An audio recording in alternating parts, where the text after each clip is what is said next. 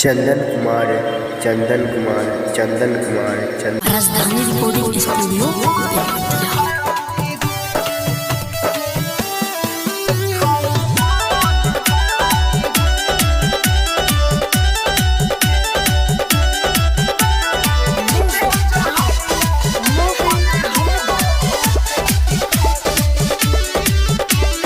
अखिया में हमारा तुलोर बेले बारू चलो जैबू बनी दोसरा के मेहरारू।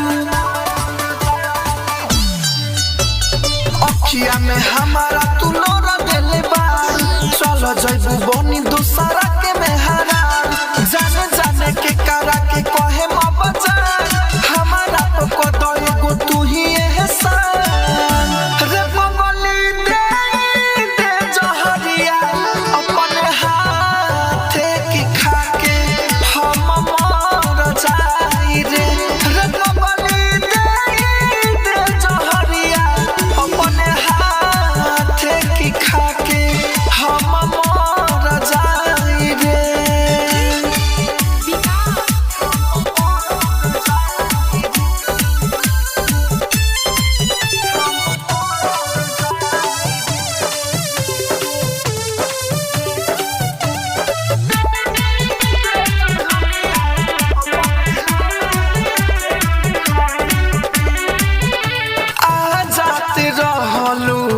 तू बोली हमर सुन के जियबो तो कोई से हमारा के भूल के आ जात रहलू तू बोली हमर सुन के जियबो तो कोई से हमारा के भूल के दर तोहर करत ते दिला के पार दर तोहर करत ते दिला के पार रे बंगली दे दे जहरिया अपन